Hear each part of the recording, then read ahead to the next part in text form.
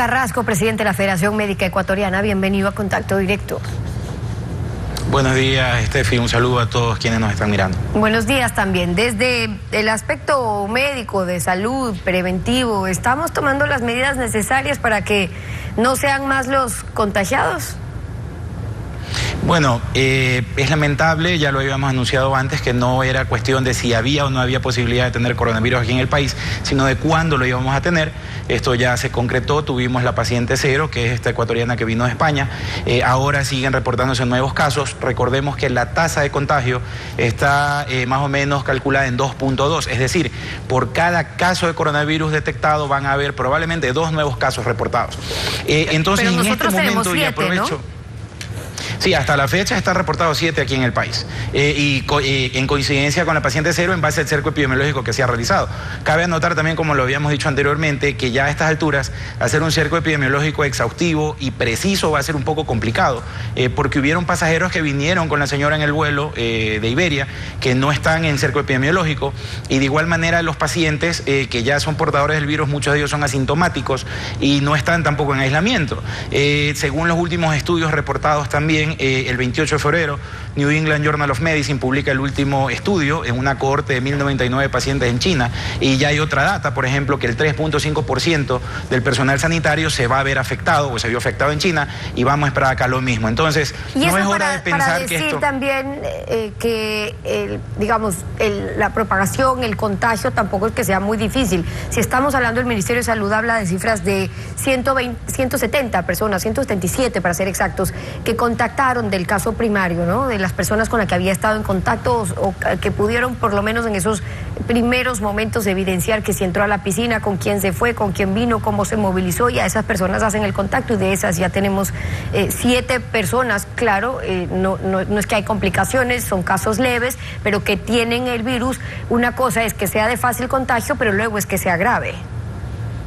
Claro, justamente muy buena la observación que hace. En la última publicación del New England Journal, en esta cohorte de 1.099 pacientes en China, de ellos el 80%, es decir, más de 900 pacientes, fueron catalogados como casos de leves a moderados. Es decir, muy poca gente se complica con esta enfermedad. Exclusivamente el 15% de los pacientes que puedan adquirir el virus van a sufrir complicaciones que puedan requerir hospitalización, y tan solo un 5% va a presentar un cuadro crítico que pueda requerir una unidad de terapia intensiva.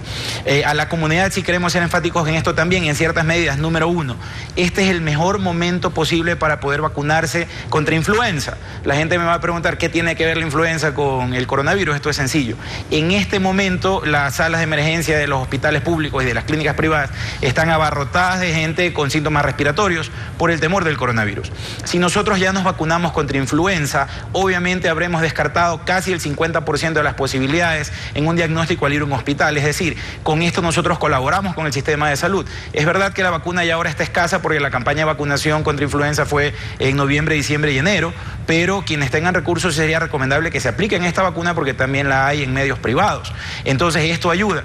En segundo lugar, el tema que se ha satanizado mucho, que es el uso de las mascarillas. Pero esa ayuda, para dejarlo claro, es únicamente para saber que no se trata de ese caso. Es decir, estamos teniendo, sobre todo en Babahoyo, tuvimos más de 250 atenciones que se dieron ayer en estos casos específicamente. Luego vamos a hablar si estamos en capacidad. Ahora son 7, es un caso primario, pero en el caso de que esto sea mayor, las medidas que se tienen que tomar también en esas zonas y con esos hospitales. Pero lo que usted dice, ok, la influencia, para descartar que no se trata de eso, y entonces sí tener que tomar otras medidas, y ya estando vacunado presenta los síntomas.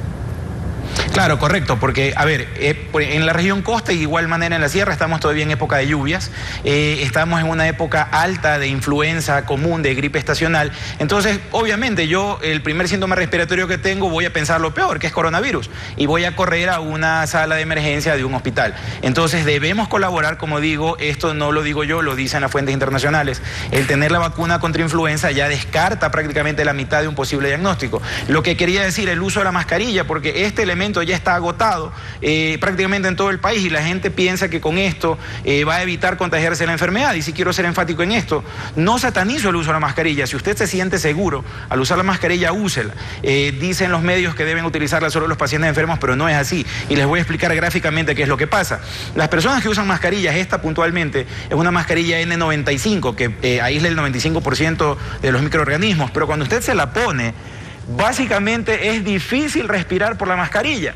Entonces, ¿qué es lo que sucede? Las personas cuando se ponen esta mascarilla, en repetidas ocasiones en el día se la van a acomodar.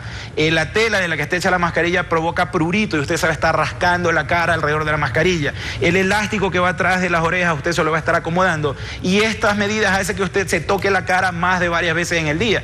Esto quiere decir que ya usted tocó a algún paciente que tenga el virus y usted pensando que la mascarilla lo va a proteger, luego se la acomoda y ya se contagió. Bueno, de hecho, por eso la recomendación también ha sido para las personas que presentan los síntomas, no para prevenir como se piensa. Ahora, vamos un poco en su tema porque aquí es importante conocer cómo se puede controlar que se estén cumpliendo, por ejemplo, las cuarentenas, el aislamiento. ¿Es solo responsabilidad ciudadana? Y pregunto esto porque el que vaya a un funcionario a vigilar 1 o 2 veces al día, ok, vale, si tienen las autoridades un chat con ellos, que es lo que están diciendo, vale, pero ¿qué tanto realmente se puede controlar esos periodos de cuarentena y aislamiento en los números que ya estamos manejando? Es difícil. Nosotros seguimos siendo un país en vías de desarrollo. Voy a ver lo que pasó en Italia, lo que pasó en China, que es potencia mundial. Aquí la principal fuente de control vamos a ser nosotros mismos. Si nosotros mismos no hacemos conciencia que esta enfermedad es fácil de evitar su transmisión, basta con no tener contacto con pacientes que tengan síntomas respiratorios y desterrar estos hábitos que son muy ecuatorianos, de saludar de besos, saludar de abrazos, estrechones de mano muy prolongados, porque esto es lo que propaga la enfermedad. La herramienta número 1 para evitar la propagación de la enfermedad no son las mascarillas, no es el alcohol en gel, es el lavado de las manos. Si usted tiene agua potable a la mano y un jabón de tocador, no tiene que ser ni siquiera jabón antibacterial, y se lava las manos varias veces en el día, fácilmente va a evitar. Estudios indican que más de 20 veces al día el ser humano se toca el rostro y esta es la principal puerta de entrada por los ojos, por la nariz, por la mucosa de la cavidad oral, es por donde va a entrar el virus. Hasta entonces, ahí la responsabilidad también ciudadana, digamos, por un lado los que están en cuarentena o los que presentan síntomas del que respeten ese aislamiento y se cumpla, y luego si es que hay que lavarse las manos, pero luego está la responsabilidad y la capacidad del Estado de controlar o de manejar este caso. Lo que vimos fue un caso primario, hicieron un cerco de las 170 personas, de eso ya tenemos 7 casos confirmados, pero claro, también se sabe, a ver, si la hermana que tuvo o si estuvo en la piscina y que estuvo con la señora, pero resulta que estuvo 2 días igual caminando por Babahoyo, si es que cómo está esa red de los contactos que ella a su vez tuvo con las siguientes personas, o estos 7 contagiados a su vez con su red de personas. Es decir, lo que podría esperarse es que pueda salir de ese cerco solamente de las 7 personas y eso siga aumentando. Luego, entonces, están los hospitales preparados en las zonas que ya se ubican. ¿Cómo ve usted que lo están manejando?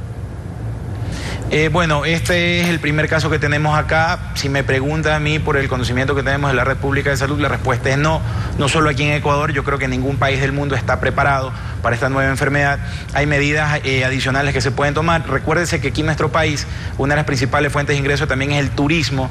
Entonces, ahorita estamos lidiando con el caso cero de esta señora que vino de España, pero es muy probable que siga viniendo gente de Italia, que venga gente de Alemania, que venga gente de otros países europeos donde ya está el virus y todavía no se reporta, y que vengan a nuestro país. Entonces, no importa las personas que vengan con casos importados, lo importante de esto es que las personas hagan conciencia y eviten el contacto con otras personas de estos modos para impedir que haya una propagación comunitaria. Ya tenemos casos locales y podemos llegar a un escenario de una propagación comunitaria aquí en nuestro país. La dificultad es sobre todo cuando no presentan síntomas. El caso de la señora, así que no presentaba síntomas cuando ingresó al país. Entonces, luego, ¿cómo se están manejando en aeropuertos? En Perú, por ejemplo, veíamos cómo tienen este hospital móvil para trasladar inmediatamente a quienes se sospecha que tienen el virus directamente al hospital. En Ecuador estamos haciendo los controles correspondientes, pero veíamos, reportábamos nosotros uno de nuestros equipos en Ecuavisa, cómo hizo su recorrido desde Madrid a Bogotá, entra a Guayaquil, sin mayores controles en la ruta. Sí, en Guayaquil prácticamente como lo hacen, es decir,